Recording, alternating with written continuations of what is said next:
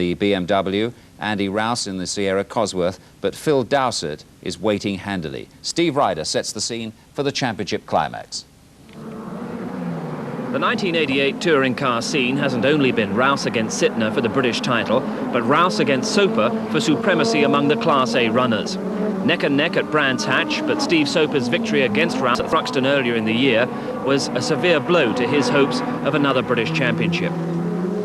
And then at Silverstone last month, Rouse returned the compliment with victory in the Tourist Trophy, a victory that destroyed Soper's hopes of the European Championship for the Swiss-based Eggenberger team, a victory that gave Rouse a great deal of satisfaction.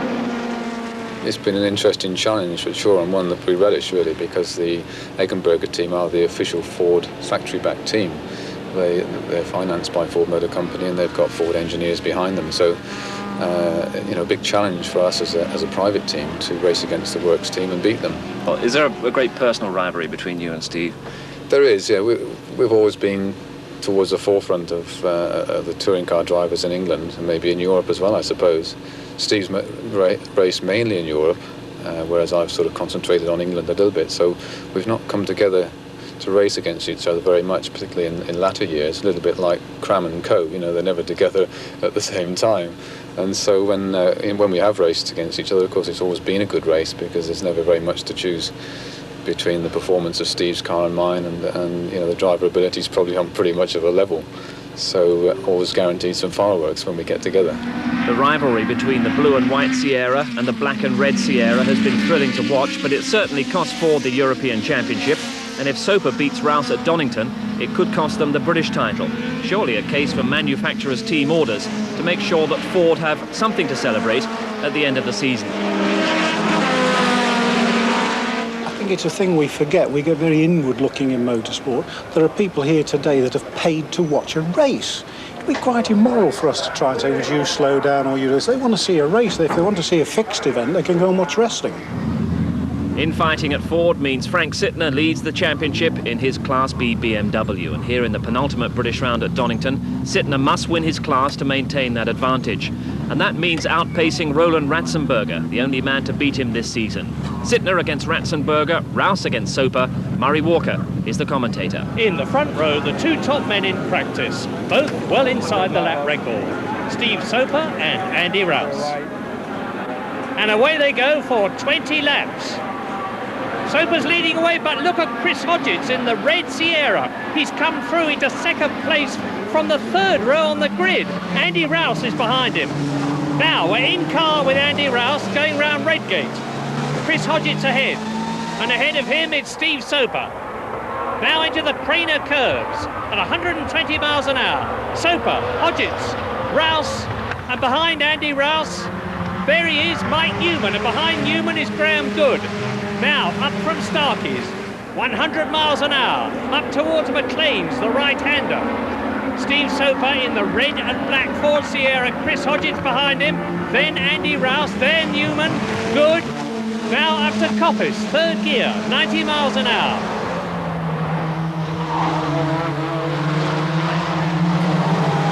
And in car with Andy Rouse. That's Hodgetts ahead, Soper ahead of him, up into fifth gear, 125 miles an hour as they come down to the chicane at the end of the first lap, and Rouse is going through to take both of them. No, he's not. Soper holds the lead. Rouse is in second place. And Hodgetts has dropped back into third place. Mike Newman is fourth, down to Redgate again.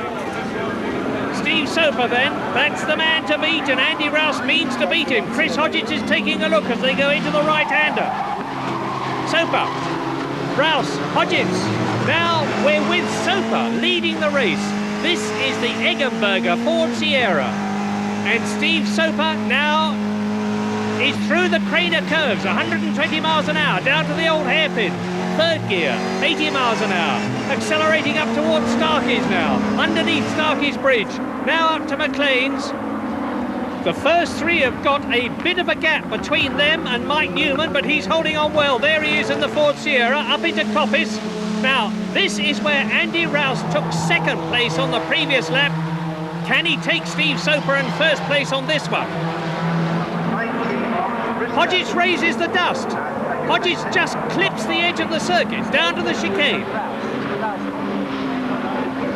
Soper leading, Rouse second. Now we're with Rouse. Soper ahead, right, left.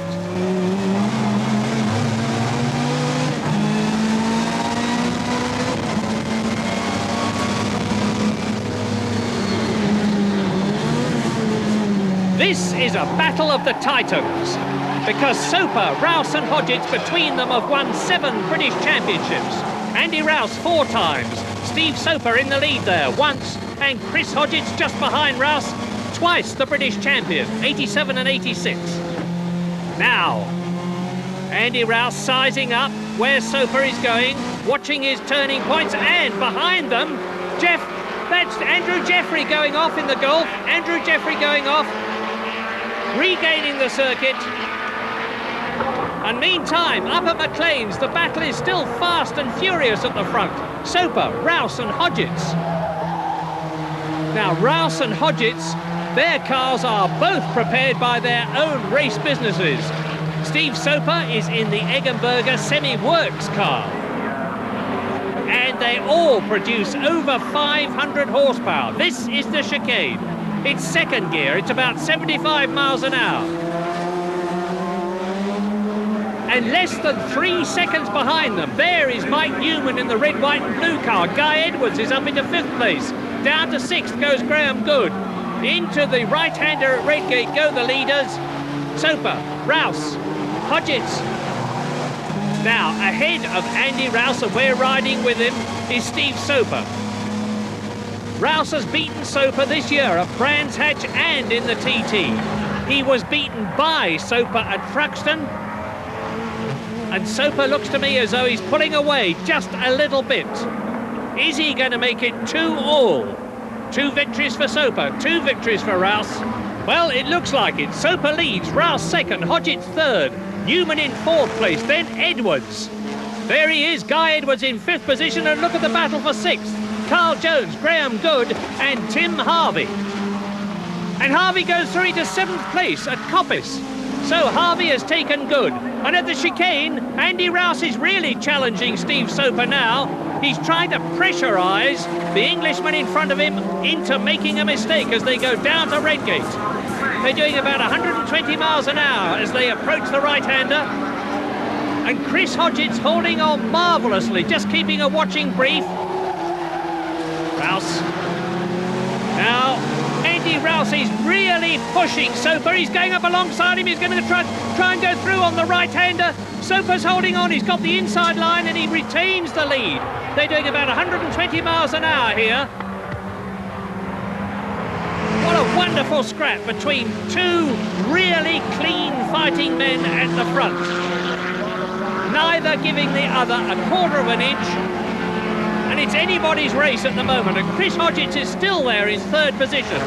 Round McLean's then, and Ford Sierra Cosworth RS 500s are in the first 11 places. Frank Sittner, the man who's leading the championship overall, in 12th place behind them in his BMW M3.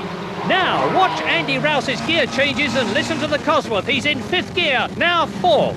125 miles an hour, 2nd gear into the chicane. Right, left, Soper ahead. 3rd gear, 90 miles an hour. 4th, 100. Down to 2nd for Redgate, nearly 90 miles an hour. Building up the revs, feeding in the power. 3rd gear, 90 miles an hour. 4th gear, 110.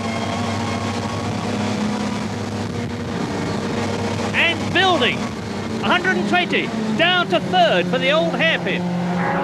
Soper leads, Rouse 2nd, Hodgetts 3rd. No change in the first 3, but it's really tight. Now up from Starkey's.